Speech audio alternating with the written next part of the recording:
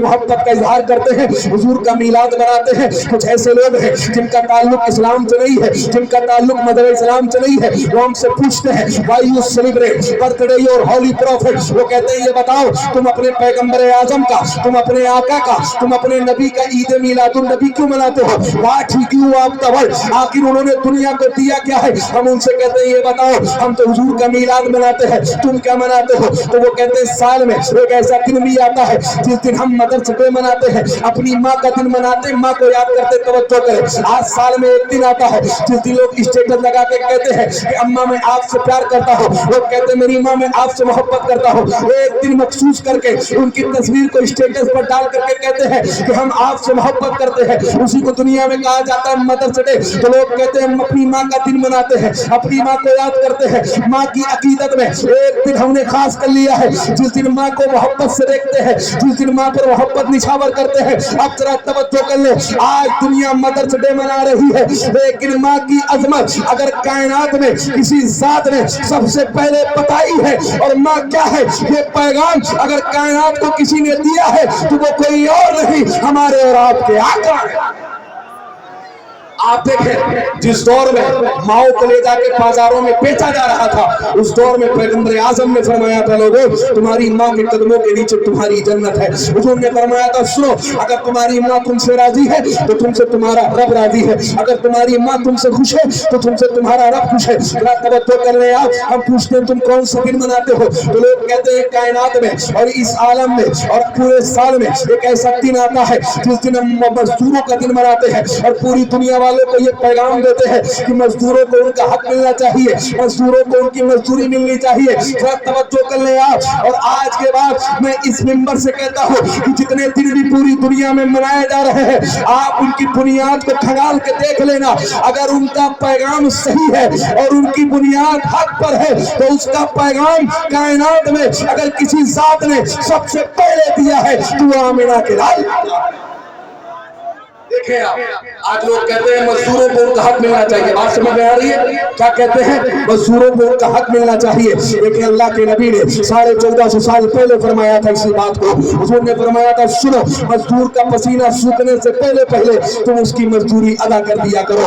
آج آپ کو ایک جملہ عام طور سے لکھا ہوا مل جاتا ہے، آج آپ ٹرکوں کے پیچھے دیکھ لیں، گاڑیوں کے پیچھے دیکھ لیں، اسکول اور کالجز میں دیکھ لیں، ایک جملہ عام طور سے لکھا ہوا ملتا ہے اور وہ جملہ کیا ہے؟ بیٹی پڑھاؤ اور بیٹی بچاؤ۔ آج پوری دنیا میں یہ پیغام دیا جا رہا ہے کہ بیٹیوں کو پروٹیکشن ملنا چاہیے، بیٹیوں کا تحفظ ہونا چاہیے، بیٹیوں کو بچانا چاہیے۔ یاد رکھیں آج دنیا بیٹیوں کے تحفظ کی بات کر رہی ہے، لیکن 1450 سال پہلے اس دور میں جس دور میں بیٹیوں کو زندہ زمین میں دفن کیا جا رہا تھا پیغمبر اعظم نے فرمایا تھا سنو بیٹیوں کو زمین میں دفن نہ کیا کرو، بیٹیاں اللہ کی رحمت ہیں۔ اور اللہ کے نبی نے اپنی بیٹی حضرت فاطمہ الزہرا کی طرف اشارہ کر کے فرمایا تھا سنو یہ میری بیٹی فاطمہ ہے اور یہ میرے جگر کا ٹکڑا ہے۔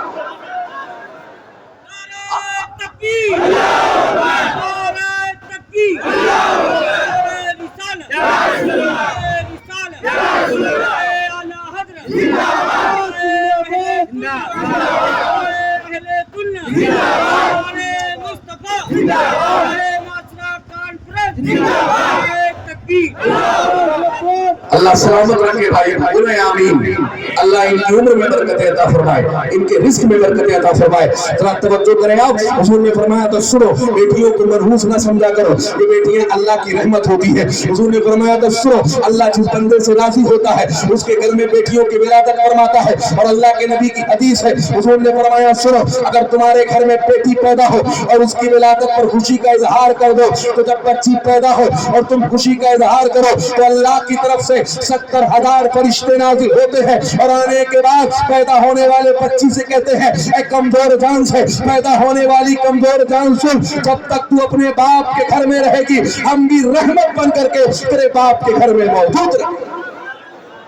دیکھیں آپ آج بھی کچھ لوگ ہیں اس دور میں کہ میری ماں بہنیں بیٹی ہے بھی توجہ کر لیں. اگر آج گھروں میں پہلی اولاد بیٹی ہو جائے تو کچھ ایسے لوگ بھی ہیں جن کی بھویں سکڑ جاتی ہیں. اگر 2-3 اولاد بیٹیاں ہو جائے تو اگر باپ بھی گھر سے باہر نکلتا ہے تو نظریں جھکا کر کے نکلتا ہے, شرمندہ ہو کر کے. ایسا لگتا ہی نہیں ہے کہ گھر میں بیٹی پیدا ہوئی ہے, لگتا ہے کسی کا انتقال ہو گیا ہے. اگر دادی سے بھی پوچھ لیا جائے کہ آخر گھر میں کیا آیا ہے, پوتا یا پوتی, تو وہ کہتی میں نظر آتی ہے خواہش تھی پوتے کی لیکن اللہ نے بھیج دی ہے پوتی. آج گھر میں دیکھ لیا جائے تو لوگ نظریں جھکا کر کے اور بھویں سکوڑ کر کے چہرے بنا کر کے کہتے ہیں آج گھر میں بیٹی کی ولادت ہو گئی ہے. اور کچھ ایسے کم عقل بھی ہے جنہوں نے بیٹیوں کی ولادت پر اگر اللہ نے انہیں 2-4 بیٹیاں دے دی تو بیویوں کو مارتے بھی نظر آتے ہیں, انہیں طلاق دیتے ہوئے نظر آتے ہیں. ذرا آپ توجہ کریں, اگر آپ کے گھر میں بیٹی پیدا ہوئی ہے تو اس میں آپ کی بیوی کا کیا قصور ہے؟ بیٹی دینے والی ذات اللہ کی ہے اور بیٹا دینے والی ذات بھی اللہ کی ہے. اللہ جسے چاہتا ہے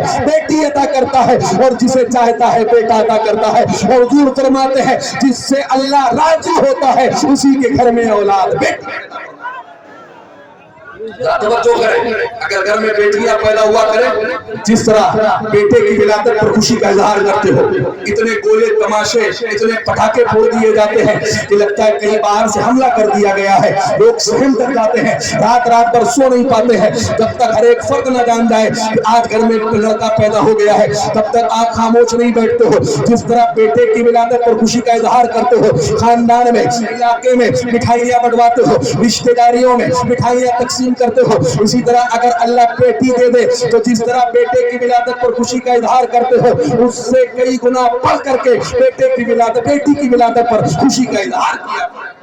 اس لیے کہ بیٹیاں ہر ایک کے گھر میں نہیں پیدا ہوتی ہیں, بیٹیاں وہی پیدا ہوتی ہیں جس گھر کو اللہ خاص کر لیتا ہے, جس گھر کو اللہ منتخب فرما لیتا ہے. ذرا توجہ کریں, آج کچھ ایسے لوگ بھی ہیں میری ماں بہنیں توجہ کر لیں, ان کے لیے بھی ایک پیغام ہے اور نوجوانوں کے لیے بھی ایک پیغام ہے. اگر اللہ بیٹی دے دے یا 2-3 اولاد بیٹی دے دے تو کچھ ایسے لوگ بھی ہیں کم عقل کے مارے کچھ ایسے لوگ ہیں تو بیویوں کو طلاق بھی دے دیتے ہیں. ذرا توجہ کریں, ایسے ہی سرفرا تھا. علماء فرماتے ہیں اللہ نے اسے 6 بیٹیاں دے دی. کتنی بیٹیاں؟ 6 بیٹیاں دے دی. 7ویں مرتبہ جب اس کی بیوی 19 سے ہوئی ہے, پریگننٹ ہوئی ہے, حاملہ ہوئی ہے, تو اس نے اپنی بیوی سے کہا سن یہ جو 7واں بچہ دنیا میں آنے والا ہے اگر یہ بیٹے کی شکل میں آیا تب تو ٹھیک ہے, لیکن اگر یہ 7ویں بھی بیٹی ہو گئی تو یا تو میں بیٹی کو قتل کر دوں گا یا تجھے طلاق دے دوں گا یا دونوں کو گھر سے باہر نکال دوں گا. بیوی تھی نے جب شوہر باہر گیا ہے اس نے جائے نماز بچھائی ہے, 2 رکعت نماز اس نے اللہ کی بارگاہ میں ادا کی ہے اور ہاتھوں کو اٹھا کر کے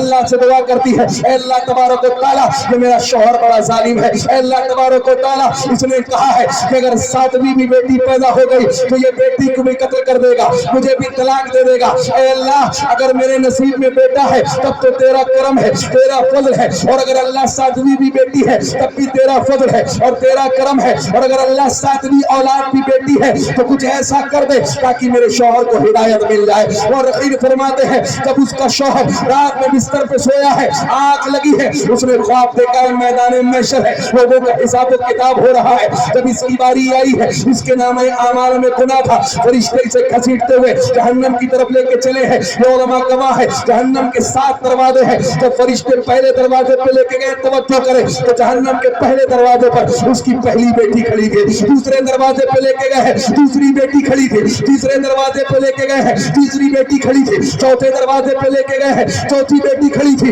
اسی طرح جب 6 دروازے پہ لے کے گئے ہیں اس کی چھٹی بیٹی کھڑی ہے. جب فرشتے 7ویں دروازے پر لے کر گئے ہیں تو 7ویں اس کی اولاد بیٹی نہیں تھی, اس نے بیٹے کی خواہش کی تھی. 7واں جہنم کا دروازہ خالی ہے. فرشتوں نے کہا ہے اسے یہیں سے جہنم کی آگ میں ڈال دیا جائے. جیسے اسے فرشتوں نے اٹھایا ہے اس کی آنکھ کھل گئی ہے, وہ اللہ کی بارگاہ میں گڑ گڑا کے رویا ہے اور ہاتھ اٹھا کے عرض کرتا ہے اے اللہ تبارک و تعالیٰ میں نادان تھا کہ 7ویں اولاد بیٹے کی شکل میں مانگ رہا تھا.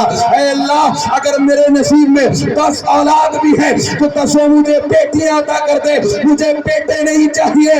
اس لیے اللہ بیٹیاں وہ ہوتی ہیں جو باپ کو جہنم کی آگ سے بچا. اس کی خواہش کرے, بیٹیوں کی خواہش کرے. اگر بیٹی پہلی اولاد ہو گئی تو سمجھ لیں اللہ آپ سے راضی ہے.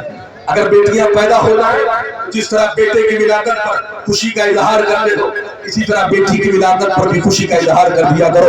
میں عرض یہ کر رہا تھا آخری بات آپ سن لیں, آخری پیغام دیکھیں. آج جو بھی پیغام دنیا کو دیا جا رہا ہے اس کی بنیاد کائنات میں سب سے پہلے اگر اس کی بنیاد اس کا معاملہ خیر پر ہے اور اس سے جو پیغام مل رہا ہے وہ خیر والا ہے, بہتر ہے, تو اس کا پیغام اور اس کی بنیاد کائنات میں اگر کسی ذات نے سب سے پہلے رکھی ہے تو وہ آمنہ کے لال کی ذات ہے. اب ذرا توجہ کر لیں, کس آقا سے ہم اور آپ پیار کرتے ہیں, کس عظیم الشان نبی سے ہم اور آپ پیار کرتے ہیں. آج اگرچہ آپ کو حضور کی زندگی کو پڑھنے کا وقت نہ ہو, حضور کی زندگی کو سننے کا وقت نہ ہو, حضور کی زندگی کو سمجھنے کا وقت نہ ہو, ایسے عظیم آقا کے ہم اور آپ امتی ہیں کہ لوگوں نے اگر حضور کی زندگی کو پڑھنا شروع کیا ہے, ابھی مکمل پڑھا بھی نہیں ہے, کلمہ پڑھ کر کے حضور پر ایمان